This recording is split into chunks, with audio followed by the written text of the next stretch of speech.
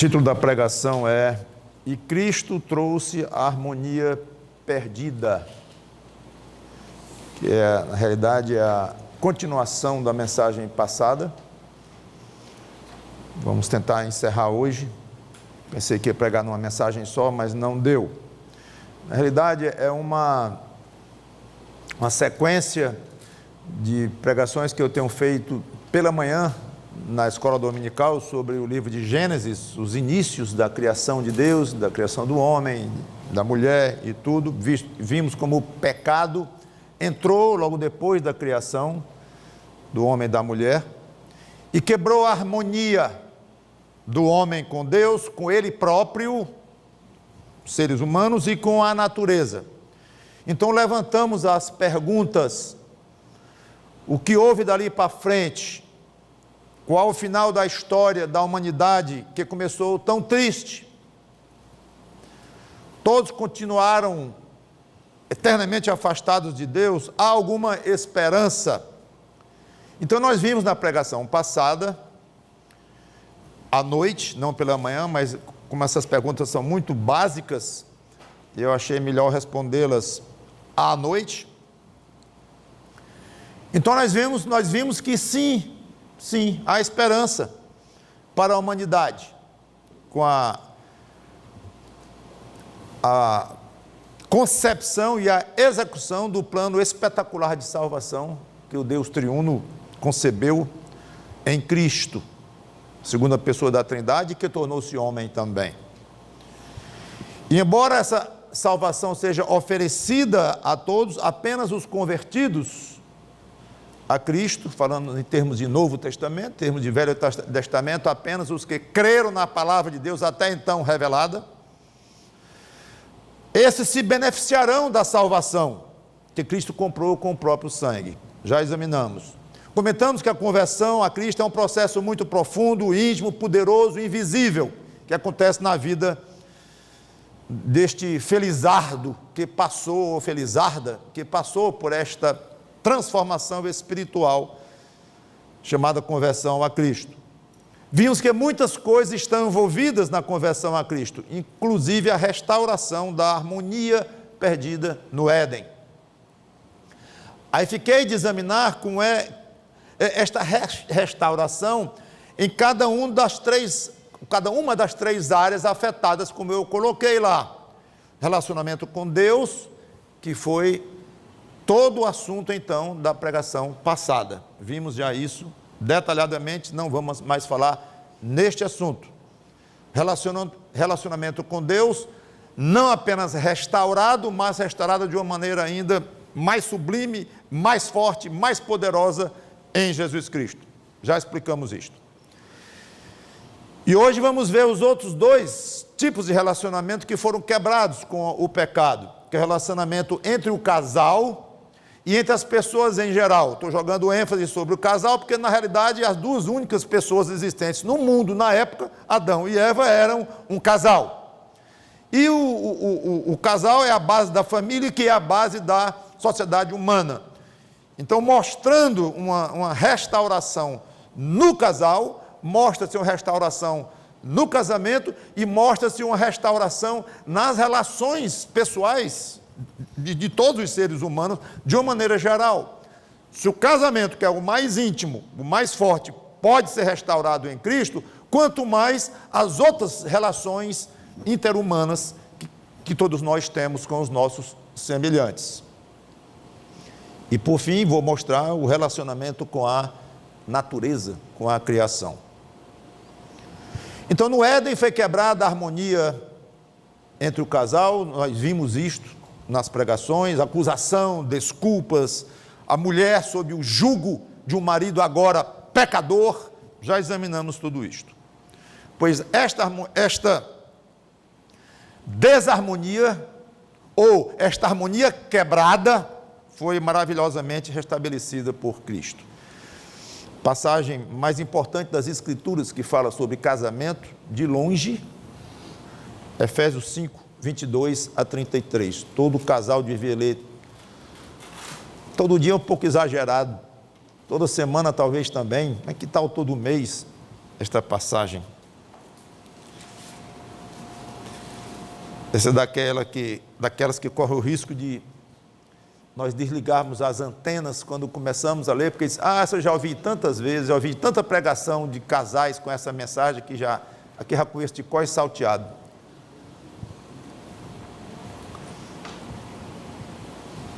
Tem um grande amigo, não crente, que diz que não vem às pregações, há muitos anos deixou de vir, porque já sabe tudo o que o pregador vai dizer. Pronto, tudo, 100%, não acabou, deixou de vir. Então, não chegue a este ponto e desligue.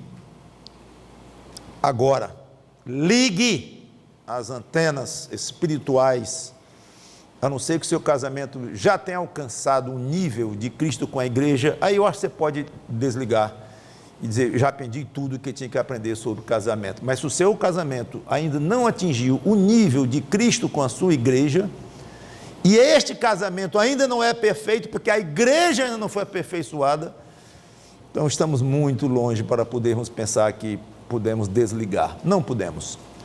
As mulheres sejam submissas ao seu próprio marido como ao Senhor. Porque o marido é o cabeça da mulher, como também Cristo é o cabeça da igreja, sendo este mesmo o salvador do corpo. Você vai ver a relação todo o tempo entre o casal Cristo-igreja e o casal marido-mulher humano. Como, porém, a igreja está sujeita a Cristo, assim também as mulheres sejam em tudo submissas ao seu marido. Maridos, amai vossa mulher, como também Cristo amou a igreja e a si mesmo se entregou por ela, para que a santificasse, tendo-a purificada por meio da lavagem de água pela palavra, para a apresentar a si mesma igreja gloriosa, sem mácula, nem ruga, nem coisa semelhante, porém santa e sem defeito. Assim também os maridos devem amar a sua mulher como ao próprio corpo. Quem ama a esposa a si mesmo se ama, porque ninguém jamais odiou a própria carne, antes a alimenta e dela cuida, como também Cristo o faz com a igreja. Porque somos membros do seu corpo. Eis porque deixará o homem a seu pai e a sua mãe, e se unirá à sua mulher, e se tornarão os dois uma só carne. Grande é este mistério, mas eu me refiro a Cristo e à igreja. Não obstante, vós, cada um de per si, também ame a própria esposa como a si mesmo, e a esposa respeite ao marido. Vamos orar. Santo Deus, nosso bom Pai, pedimos tua orientação sobre esta última pregação, sobre este tema. O que é que foi restabelecido naquela quebra quando o pecado entrou no mundo? Nos ajuda a jogar o foco hoje sobre casamento e relações interpessoais e a restauração da tua natureza, do homem com a natureza. Em nome de Cristo te pedimos a tua iluminação, o teu poder sobre cada coração aqui. Amém. Claro que eu não vou ler cada detalhe aqui, isso aqui é assunto para uma conferência inteira sobre casamento, tem livros sobre esta passagem. Queria dar uma ideia panorâmica a vocês, mostrando que, depois de golpeado duramente com a entrada do pecado no mundo, e a maldição de Deus que veio logo depois, o casamento tornou-se belo e nobre, ao ser comparado com a união Cristo-Igreja. Essa união Cristo-Igreja é conhecida como união mística de Cristo com a igreja. Não é porque pertence ao misticismo, e nem é porque é um mito, mas é uma união que está acima da nossa compreensão, entendermos detalhadamente.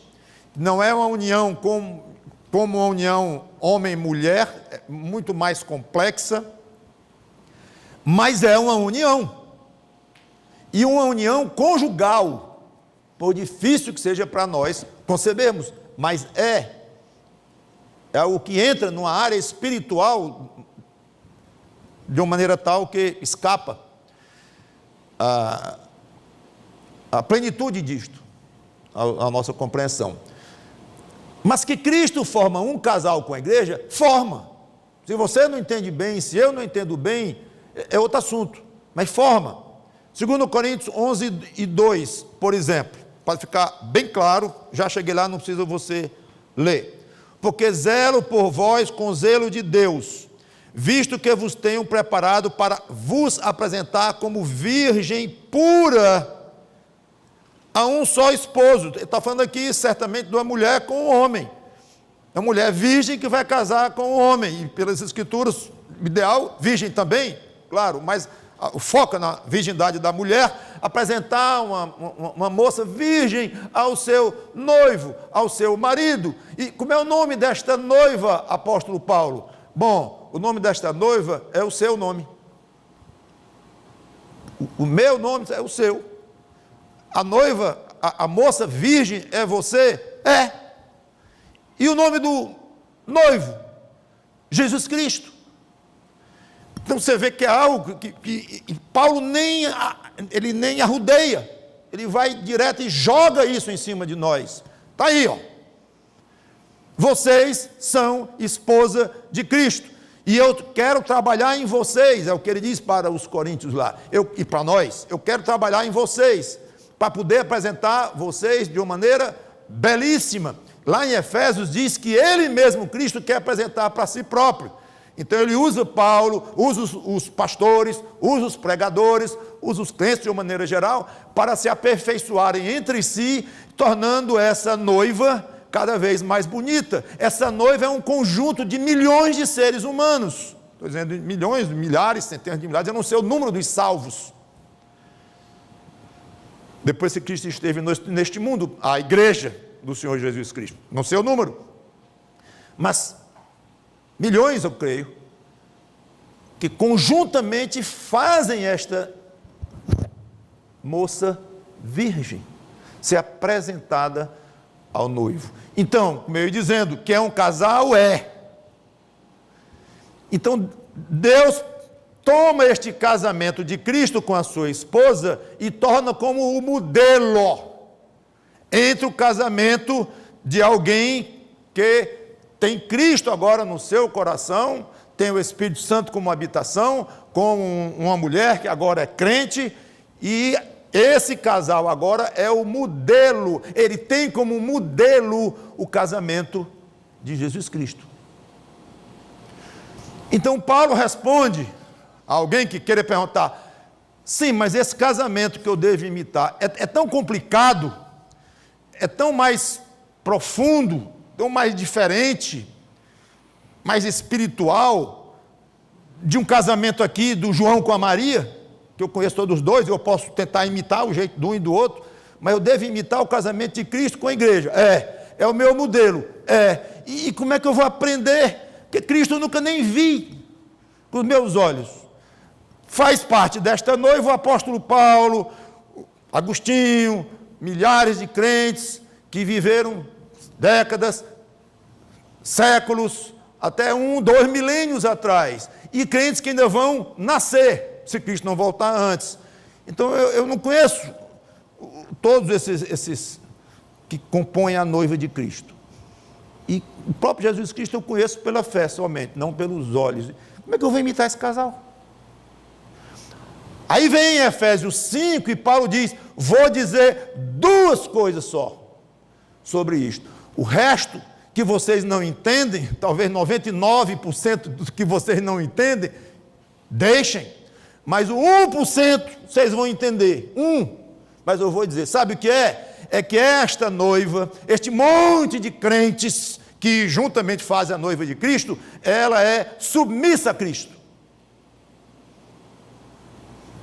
São pessoas que amam a Cristo, pessoas que têm Cristo como Senhor, que obedecem a Cristo, seguem a Cristo. Pois bem, mulheres, sejam submissas aos seus maridos, como esta noiva mística é submissa ao marido dela, ao noivo dela. Dá para você entender isso? Mulher crente? Até aí dá. Pois siga. Siga. É fácil entender que um crente fiel é submisso a Cristo? É fácil? Pois imite esta submissão, guardadas as proporções, dentro do seu casamento, com relação ao seu marido. Eu acho que um adolescente, Agora tem cuidado de falar em adolescente, porque eu já estou ouvindo falar de menina com 8 anos se dizendo que é pré-adolescente. Então eu não sei mais quem é que é adolescente, quem não é, mas eu acho que uma pré-adolescente entenderia isto. Então, se tem alguma dúvida que a mulher deve ser submissa ao seu marido, não é para ter dúvida. Sim, mas e o marido? Eu vou dizer, Paulo dizendo, vou dizer uma coisa só, uma, para você imitar esse noivo maravilhoso que é Jesus Cristo. Amor dele pela a igreja, ou por cada um de nós crentes. Amor que inclui tomar conta, me diz aqui, cuidar, alimentar, prestar atenção, zelar, pronto. E ao ponto de se sacrificar, porque Cristo se sacrificou, morreu pela sua noiva. Diz que ele comprou a igreja com o próprio sangue. Então o marido ame a sua esposa de uma maneira forte, sacrificial, bonita, zelosa, como Cristo amou a sua igreja. Se você entender isto, está bom para o casamento. Eu costumo dizer, quando eu falo deste assunto, vocês podem jogar fora todos os livros que já se fizeram sobre casamento, inclusive o meu, óbvio. Pode jogar fora. E leiam Efésios 5, 22 a 33, que eu acabei de ler. E cumpram, e vocês vão ver o que é um casamento. Se os livros feitos sobre casamento não tiverem esse tom, não estiverem puxando daqui a fonte para construírem então as suas argumentações e tudo mais, cada um escrevendo do seu jeito, da sua forma, se não tem isto aqui como base, esquece, não funciona. Então, alvo, ame a sua mulher como Cristo amou a igreja. Não existe amor no mundo maior. Então, o restabelecimento começa assim, num nível elevadíssimo que agora Deus deu ao homem. Imite o amor do meu filho pela noiva dele. E você, mulher crente, imite o relacionamento da igreja, ou da noiva de Cristo, a submissão a Cristo. Pronto. Agora, não adianta ter esse modelo como objetivo, sem o mínimo poder para cumprir esse objetivo. Você chega para alguém que não tem Cristo, um casal, pode ser religioso, o que for, mas não tem Cristo, um casal de pessoas não salvas em Jesus Cristo. Aí diz para ele isso aqui: seja submissa a seu marido, como Cristo é com ele. Quem? Jesus Cristo. Já complicou, porque ele pode conhecer Jesus Cristo historicamente, até biblicamente conhecer Jesus Cristo, mas no seu coração, estou partindo do princípio agora que é um não crente, não convertido, ele não conhece Jesus Cristo. Aí não entende nada de noiva de Cristo, aí que complica. Se o crente não entende bem, imagina o outro. Então, um casal, para quem você diz, vamos supor, casais em comunhão, cheio de casais crentes, e tem um casal ali convidado, de um crente com um não crente. Então você diz isso aqui, tenha como alvo fazer Cristo ser obedecido, no sentido de ser imitado como amor, e a mulher submissa e tal e tal. O poder daquele casal para realizar isto e perseguir e atingir pelo menos uma parte deste modelo, o poder desse casal é zero. Poder espiritual. Eles podem tentar, podem estabelecer alguns alvos entre eles, com boa vontade, com muita boa vontade, tentam e estudam um pouquinho ali, mas não vão passar perto, porque não entendem as coisas espirituais, as coisas do Espírito de Deus se discernem espiritualmente. Quem não tem o Espírito de Deus não entende isto. E nem tem poder para alcançar um pouco que seja. Mas o crente tem este poder. Atos 1:8, eu vou ler rápido.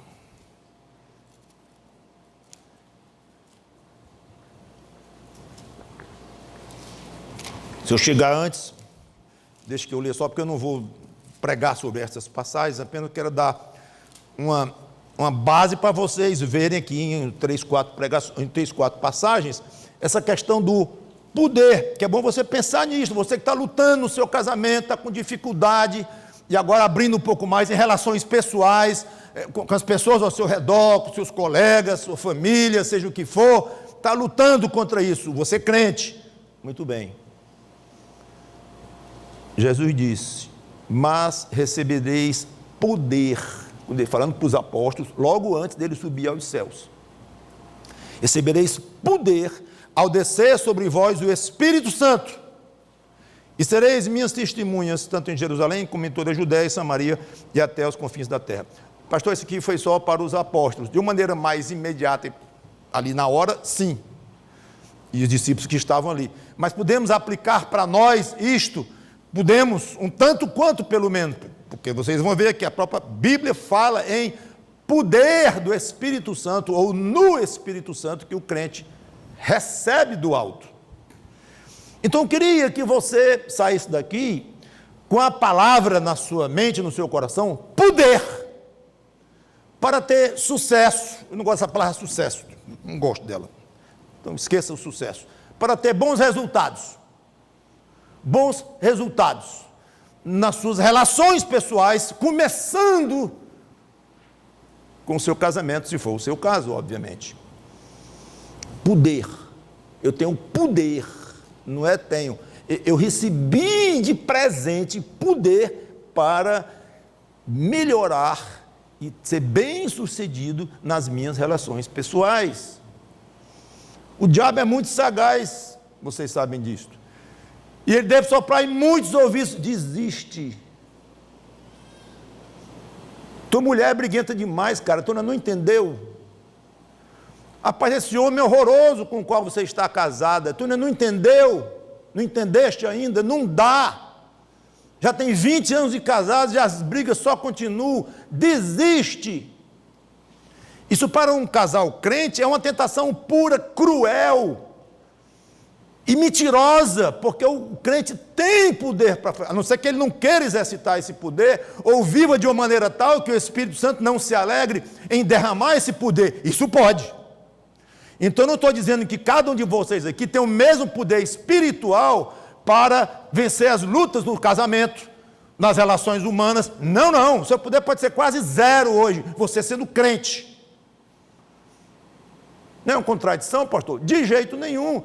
Porque para o crente receber poder, ele tem que viver de uma forma tal em que ele valorize as coisas espirituais, em que ele busque em primeiro lugar o reino de Deus, em que ele dê prioridade para as coisas espirituais, não só nas coisas que ele faz no dia a dia, mas na sua mente, no seu coração, alta prioridade. Então, há muito o que falar sobre as condições que um crente deverá preencher, tudo com a ajuda de Deus, mas que ele deverá preencher para se tornar poderoso no Espírito Santo. Então não é a coisa que é dada a todos nós crentes, igualmente, no dia da conversão, aponta aqui 1 quilo de poder, 1 quilo de poder, 1 quilo de poder para você, 1 quilo para você, não é assim.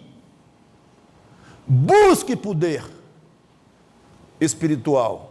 E a Bíblia dá todo o direcionamento para alcançarmos esse espetacular objetivo, sabendo que o poder não é nosso, mas há algo em nós com uma vontade e o esforço que Deus valoriza muito. Romanos 15:13. Então não vá brincar de ter poder sem ter, não, que não vai dar certo. Não, mas leve muito a sério a busca a possibilidade de você se tornar bem poderoso espiritualmente e a busca incansável desse objetivo de receber mais e mais poder até você ir para o céu ou Cristo voltar antes. Romanos 15:13.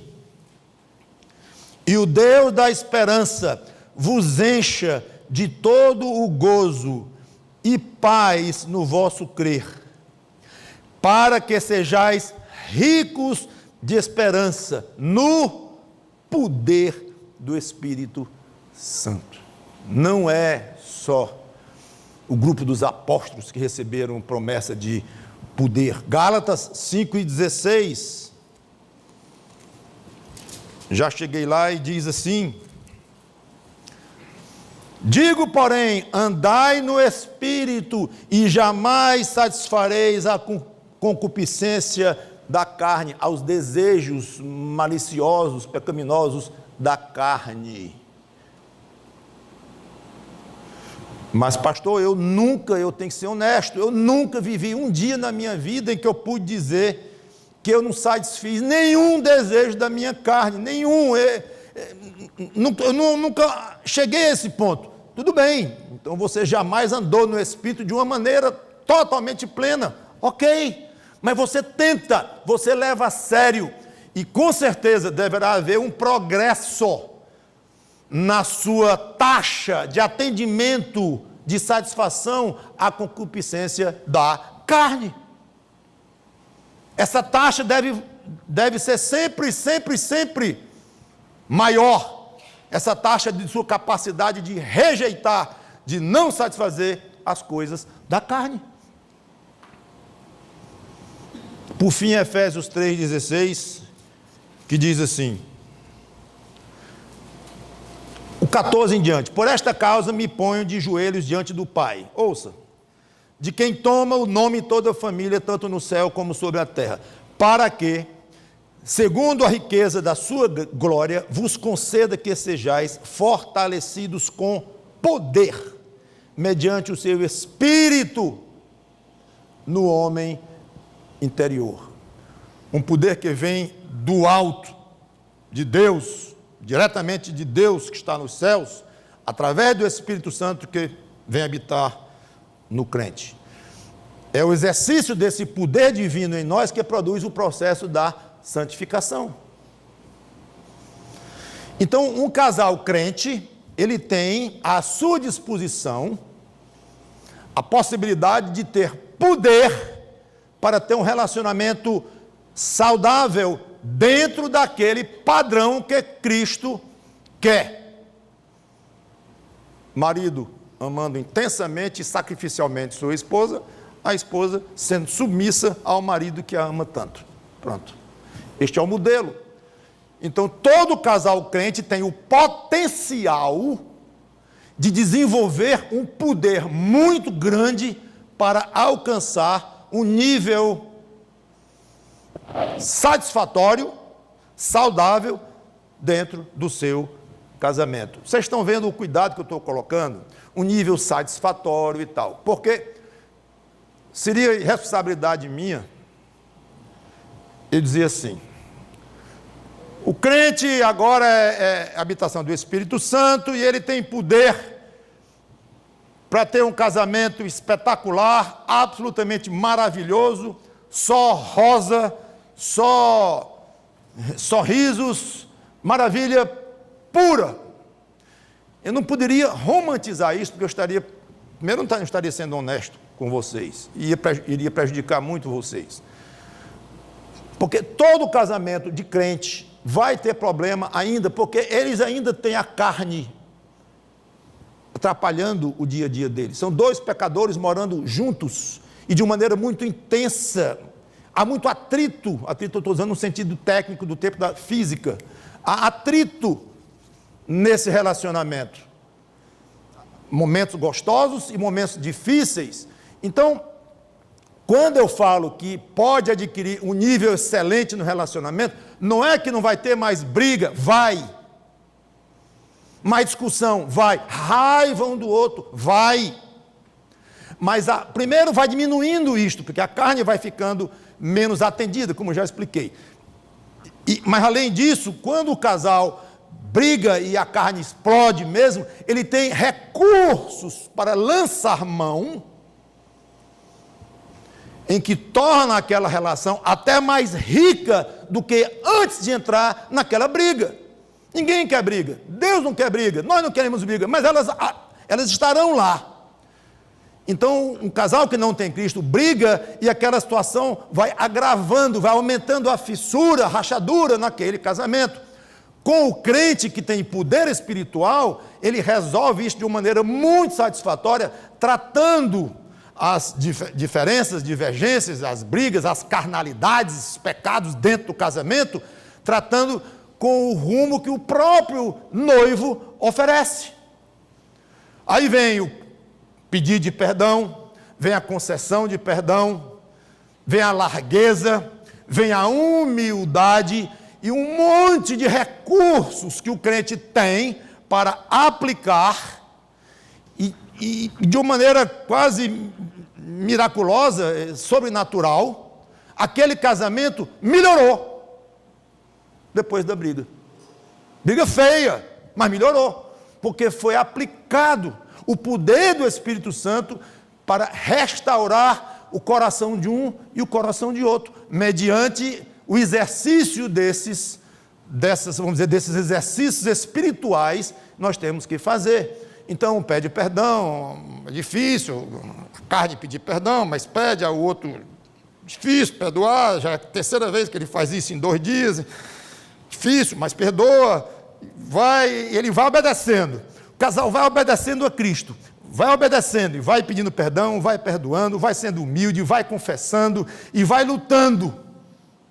Aí o Espírito Santo se alegra, se agrada de graciosamente, sobrenaturalmente, pois eu vou agora diminuir a raiva dele por essa mulher dele, e eu vou diminuir a chateação dela, a tristeza dela, eu vou diminuir, eu vou entrar lá dentro, aliás, já estou lá dentro, eu vou mexer pessoalmente, o Espírito de Deus, eu vou mexer e vou dar a eles poder, de uma maneira que eles nem entendem, quando olharem e disserem, eu estou mais apaixonado do que antes. Como é que pode? Como explica isto? Não explica. É poder do alto. E este poder, o casal crente tem, vamos dizer, a possibilidade de ter esse poder. Não vou dizer todo casal crente, que eu acabei de dizer que nem todos têm, porque não se comportam de uma maneira a ponto de receber tanto poder. Mas um casal fiel a Deus poderá vencer mais e mais a carne, sim, e gozar de um casamento muito harmonioso em Cristo. Mesmo com diferenças, mesmo com problemas, mesmo com grandes divergências, discordâncias de toda ordem, mas um casamento em Cristo pode ser muito harmonioso e se tornar para a glória de Deus, mesmo nas dificuldades. Tudo feito com o poder de Deus. E se essa relação intensa e íntima entre 2 seres humanos pode ser restabelecida em Cristo, como tenho mostrado, e já comentei rapidamente, e vou passar muito pouco tempo aqui, qualquer tipo de relações pessoais pode e deve se beneficiar dessa transformação que ocorre na conversão de um ser humano. Pecador destinado ao inferno e agora alguém regenerado em Cristo. Então as relações pessoais todas podem ser bastante restauradas e ter um grau elevado de bons resultados. É por isso que Cristo chega ao ponto de mandar seus discípulos amarem até os inimigos. Gente, não dá para amar um inimigo. Não dá para amar um inimigo, vírgula. Só dependendo das nossas emoções. E vou dizer mais, até da nossa lógica. Lógica, eu vou amar quem quer me destruir. Amar. Eu não olho nem para os olhos dele. Por muito favor, não coloco o pé para ele tropeçar e não mando tocar fogo na casa dele, para ele parar de querer me destruir, eu ter minha vida em paz. por muito favor, eu vou deixá-lo quieto ali e vou ser magnânimo em desprezar as ameaças que tenho recebido e as estocadas que eu tenho recebido dele, mas amar,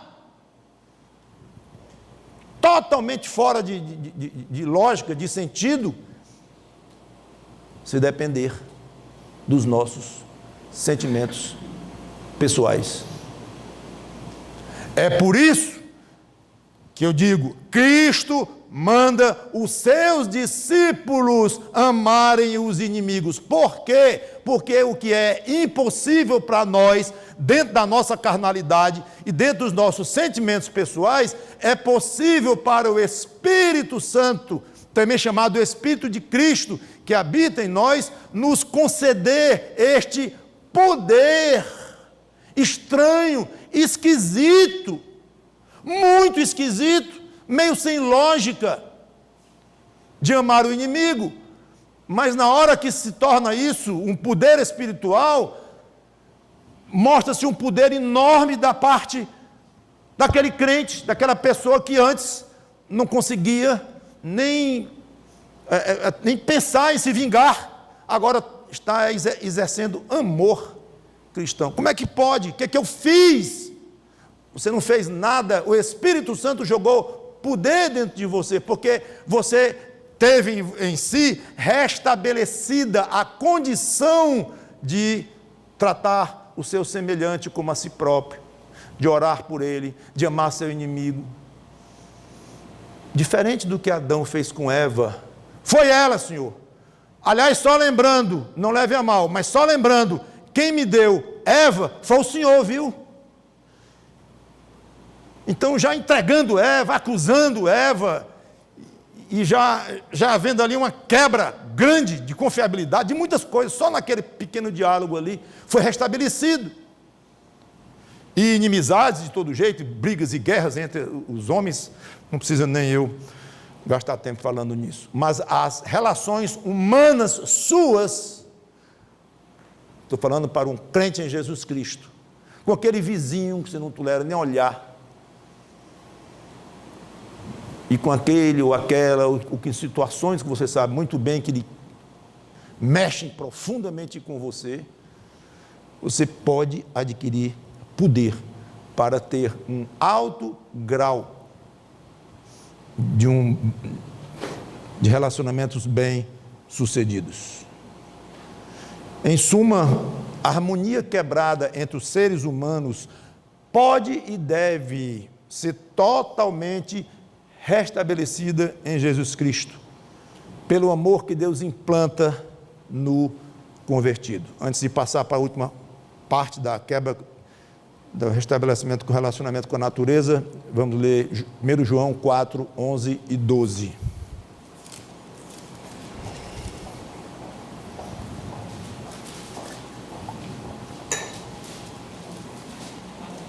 Amados, 1 João 4, 11 e 12.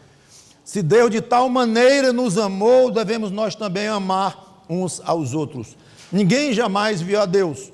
Se amarmos uns aos outros, Deus permanece em nós e o seu amor é em nós aperfeiçoado. Então aí está a nossa capacidade de reverter o ódio, a ira, sentimento de vingança, inimizade contra os seres humanos. Seres humanos que realmente são pecadores, realmente fazem muito mal. Nós somos assim, éramos sem Cristo e continuamos sendo, até certo ponto, pelo menos, infelizmente, para a vergonha nossa, mas é. Então não é que nós merecemos pessoalmente este amor, mas Cristo determina que assim quer e nos dá poder para tanto. Lembre-se, você também não merece ser salvo não, você é salvo por misericórdia e por amor. Então a pessoa que não merece o seu amor, talvez não mereça mesmo não, mas Cristo não quer saber se ele merece ou não, ele manda que você o ame, porque ele não quis saber se você merece ou não. Se quisesse saber, você sabe onde é que você estava? Eu sei onde é que eu estaria. Então ele não quis saber se nós merecemos ou não, ele já sabia que nós não merecemos e nos deu pela graça e por muito amor. Relacionamento com a natureza.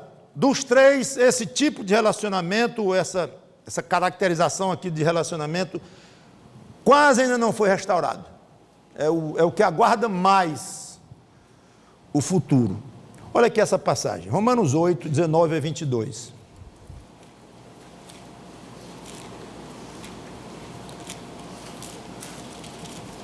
Romanos 8, 19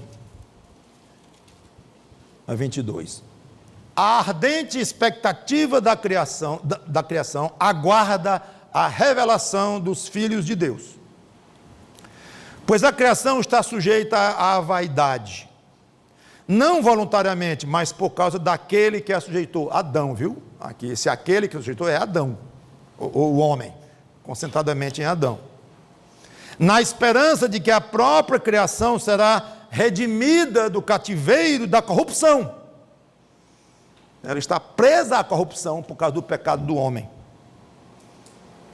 Para a liberdade da glória dos filhos de Deus. Porque sabemos que toda a criação, a um só tempo, geme e suporta angústias até agora. Agora imagine alguém argumentando. Pois é, Jesus veio, morreu, ressuscitou e propõe restabelecer a harmonia dos homens com Deus, em primeiro lugar. Mas poucos quiseram no passado esta proposta de Jesus Cristo e poucos querem hoje, muito poucos. O mundo, em sua grande maioria, continua agressivo a Deus, pecador, desobediente ao Criador.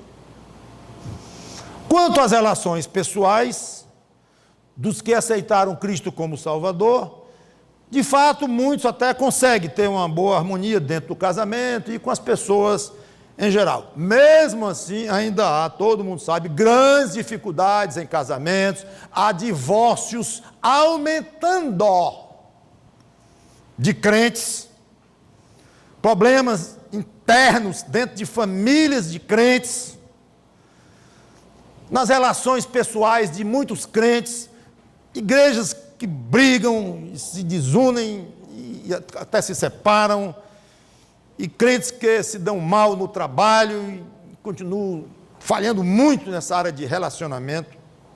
Se alguém argumentando. E a natureza, terceira. Ainda bem que o pastor teve a honestidade de dizer que esse relacionamento ainda aguarda quase totalmente a restauração no futuro, porque, paciência, a natureza nunca sofreu tanto nas mãos do homem. E por mais que os ecologistas gritem e reclamem, façam passeatas, mas o restante agredindo. E o derretimento da calota polar e aquecimento global, e se falam, e aumentando, tentando providências aqui e ali, mas de uma maneira geral, aumentando a agressão à natureza. Quanto mais gente crescendo e os recursos naturais ficando mais limitados, e até a água, estão falando que vai ser difícil conseguir. É claro, esse alguém poderia concluir que a vinda de Cristo não alterou nada do desequilíbrio que surgiu desde Adão. Eu não vejo essa restauração. O pastor aí fala, não sei quantas pregações aí, para ser honesto, eu não vejo. É a humanidade toda contra Deus ainda, uma humanidade religiosa, mas que disso aí não sai, não passa para uma comunhão íntima com Deus, uma humildade diante de Deus, uma adoração, um amor a Deus, não vejo. Brigas direto aí nas famílias e tudo, como eu acabei de dizer, guerras e tudo, e parece cada vez pior. A natureza aí sofrendo angústias. Parece que, infelizmente, em todas as áreas, essa pessoa concluiria, um balanço do ministério de Cristo mostra um resultado muito tímido na restauração daquela harmonia perdida lá no Éden. Milhões de observadores no mundo hoje diriam isto, que eu estou aqui imaginando, não estou delirando, imaginando um marciano dizendo isso, chegando aqui e vendo e concluindo. Não, Muitos seres humanos, acho que bilhões diriam isto. Olhando por esse prisma, com tudo o que ocorre hoje ao redor, parece ser assim mesmo. Parece que os resultados são muito pífios, muito tímidos. Só falta um detalhe. Só falta um detalhe. A história da humanidade e do universo ainda não acabou. Está em pleno andamento. Ainda há muita coisa pela frente. Muita coisa pela frente. Os crentes serão arrebatados. Espero que brevemente, e tudo indica que pode ser breve, mas é bom ter cuidado aqui que não temos revelação de quando será isto. Os sinais parecem indicar isto, mas vamos com cuidado. Mas que um dia vão. Os crentes vivos. Vai haver um encontro da igreja nos ares com o noivo, o Senhor Jesus Cristo. Vai haver uma tribulação aqui da ordem de 7 anos sobre aqueles que ficarem, e muitos vão se converter e vão ser perseguidos duramente por um personagem terrível que vai surgir, o anticristo. No final desses 7 anos, Cristo volta pela segunda vez, joga o anticristo e um assessor que ele vai ter, espiritual no péssimo sentido da palavra aqui, o falso profeta. Vão ser jogados os dois, anticristo e o falso profeta, no lago de fogo.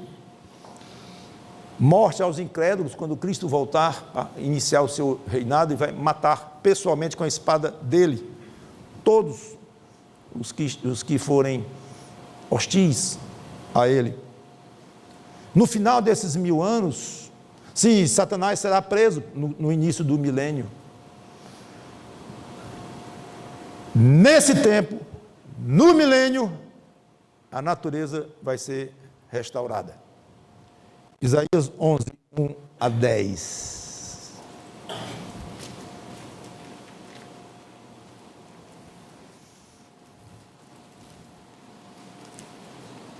Isaías 11, 1 em diante.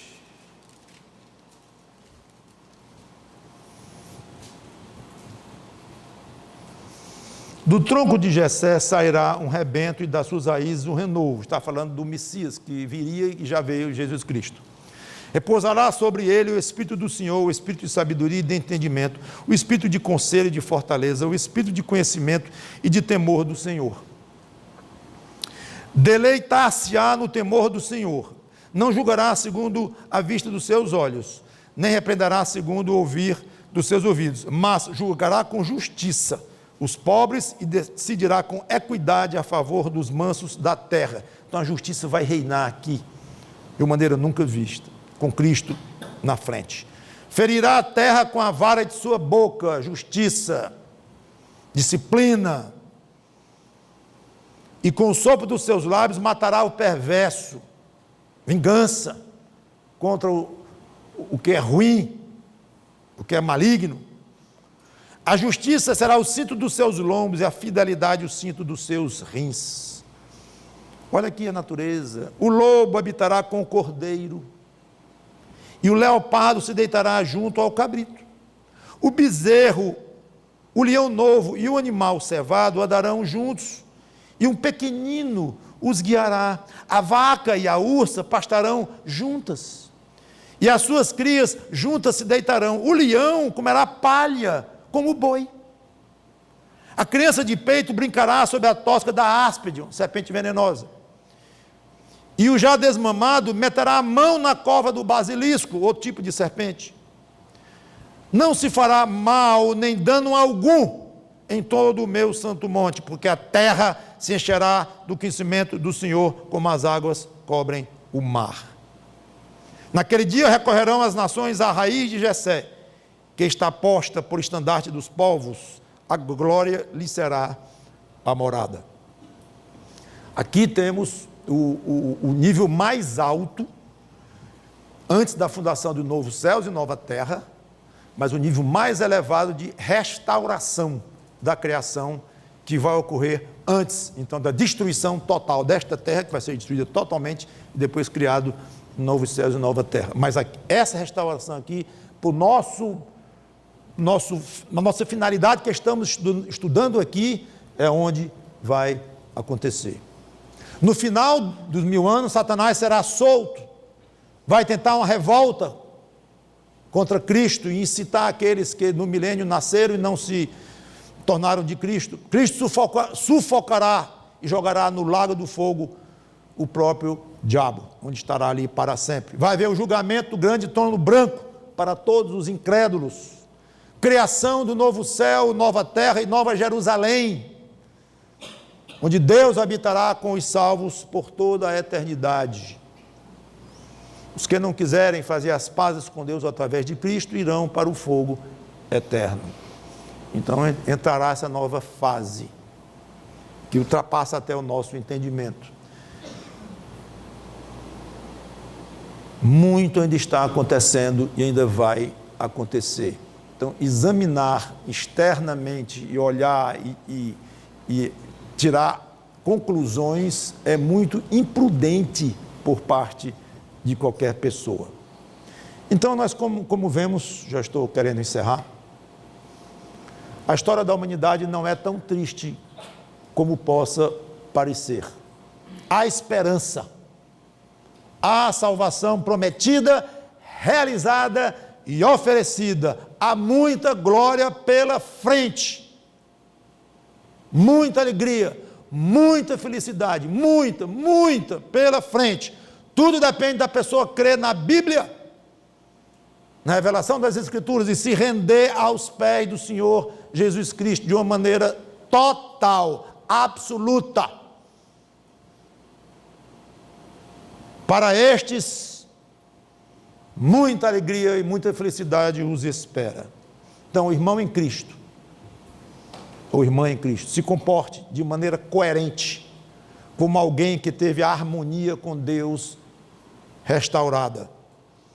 Isso não é para ser um detalhe na sua vida, nem uma confissão de fé, de boca, somente, mas algo que caracterize os seus pensamentos, seu comportamento, suas atitudes, seus sacrifícios, suas trocas nesta vida, a vida inteira.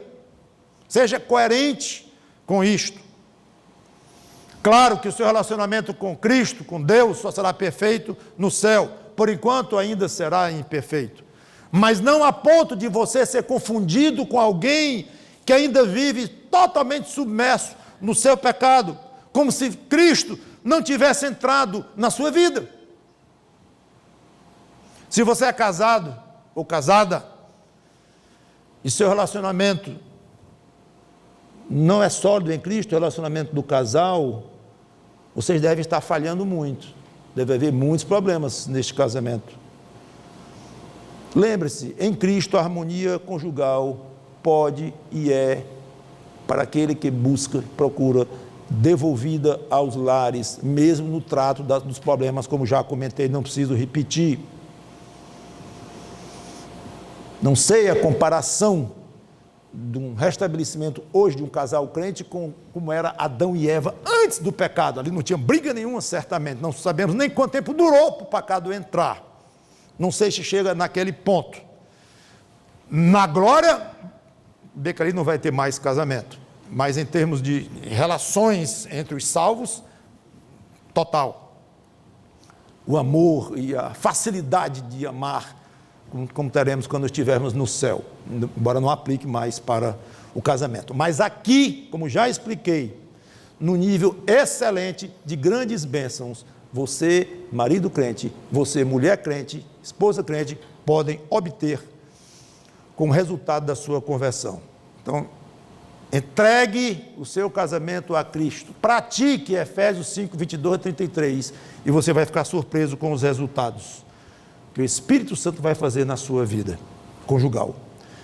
E se você não é casado ainda, saiba que um casamento em Cristo é excelente. É uma experiência fantástica, mesmo com as dificuldades. Espere para casar com alguém crente, alguém que tem esta possibilidade de receber poder do alto para ter um casamento em Cristo. E o que falo para o casamento, como fiz na pregação, generalizo para as suas relações humanas em geral, guardadas as proporções, não no nível de um casamento, mas espero que você tenha tido bons resultados nos seus relacionamentos pessoais com o próximo, de uma maneira geral. Se fiscalize nisto, seja exigente com você próprio quanto a isto, sempre buscando a Deus, para que mostre, lhe revele, lhe oriente, para fazer uma análise pessoal honesta, corajosa, e uma vez feita, traçar rumos, traçar objetivos, sempre em confissão a Deus, humildade diante de Deus e humildade diante das pessoas com as quais você, porventura, esteja tendo dificuldades de relacionar. E, finalmente, não espere a chegada do milênio para respeitar a natureza, os animais e tudo o que se relaciona com a criação de Deus. Não precisa exagerar a ponto de idolatrar a natureza, como é muito moda hoje, e como os ecologistas militantes, muitas vezes fanatizados, chegam ao ponto, mesmo chamando de mãe terra, mãe natureza. Isso é uma idolatria inaceitável, mas não precisa ir a este ponto para você aprender e, de propósito, talvez até se educar um pouco, admirar mais a natureza, os animais que temos ao nosso redor, as plantas, as coisas belas que Deus colocou ao nosso redor. Respeite mais e procure amar mais ao Criador através destas coisas belíssimas, agradáveis que Ele nos deu. Então procure abrir o seu coração mesmo para a natureza, mas para a criação, com Deus como centro. Aí você vai respeitar e amar a natureza como ecologista nenhum chega nem perto, porque será de uma maneira correta, de uma maneira que não deixa Deus de lado e não ofende a Deus, como infelizmente fazem os que idolatram a natureza. Mas nós podemos ser apaixonados pela natureza, porque somos hiper apaixonados pelo Deus que criou a natureza, e usamos a natureza como um meio de glorificar esse Deus. Aí você pode ser muito chegado às coisas ao redor, à criação, à natureza, de uma maneira perfeita, agradável a Deus, mostrando o quê? Na prática, o restabelecimento do que, pelo menos até certo ponto, do que foi perdido lá em Adão. E finalmente, amigo, amiga sem Cristo ainda, que tal restabelecer a sua harmonia com Deus, que você perdeu lá no paraíso? Eu não, pastor, não se engane.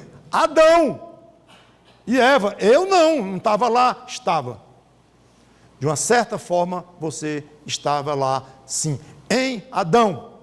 Como uma árvore está contida numa semente, essa semente vai se tornar uma árvore enorme. Então, num certo sentido, aquela folha a 2 metros de altura, ela estava contida naquela semente. A semente se desenvolveu e ficou aquela árvore. Então, a folha não pode dizer, eu não tenho nada a ver com a semente.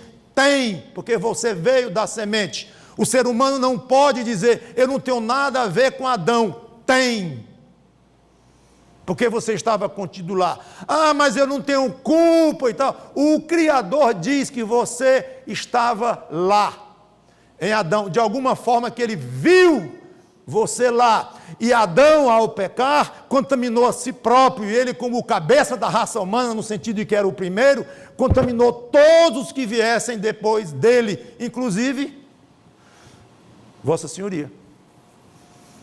Ou se você acha que veio do macaco e tal, aí nós temos muito que conversar.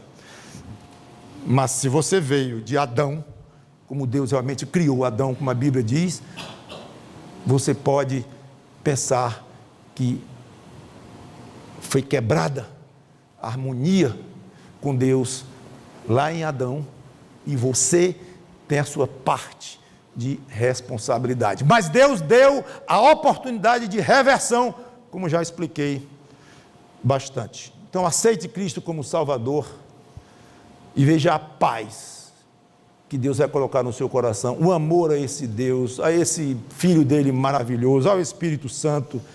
E você vai ver depois da sua conversão o trabalho que o Espírito Santo vai fazer na sua vida, vai melhorar o seu casamento dentro das condições que eu já coloquei, não de uma maneira romântica, cor-de-rosa, mas dentro das condições que eu coloquei aqui claramente. Mesmo que sua esposa ou seu marido não lhe acompanhe na conversão por enquanto, mas você agora, com capacidade de ter poder do alto, já vai ser um elemento fantástico para a melhora desse relacionamento com os filhos, educação dos filhos.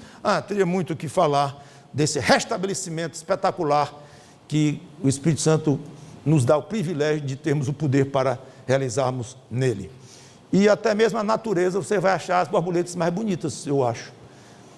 Provavelmente, se você se converter a Cristo, porque você vai aprender até olhar uma borboleta, provavelmente, de uma maneira, se quiser, ainda nem provavelmente, com certeza, se você quiser, você vai admirar com muito mais gosto, muito mais alegria, um passarinho, uma música bonita, bela. Você estará muito mais sensível para as coisas, para o sofrimento das pessoas. Você vai ser uma pessoa completamente diferente em Jesus Cristo. O que é que você está esperando? Vamos orar. Santo Deus, nosso bom Pai, obrigado pela Tua palavra, que o Teu Espírito Santo supra de acordo com a vontade que Ele tiver, porque poder Ele tem para ajudar cada um nos seus pontos fracos, nas suas debilidades, nas suas incoerências, na sua carnalidade, nós crentes. Então nos ajuda a sermos mais coerentes com a nossa confissão de boca, para que a nossa vida reflita mais esse Cristo maravilhoso que foi formado em nós, através da fé que Tu nos deste. Irmãos e amigos, digo, sem Cristo, que eles tenham Tua misericórdia e cheguem ao ponto de exercer fé neste Salvador maravilhoso. Em nome de Cristo nós te pedimos e agradecemos. Amém.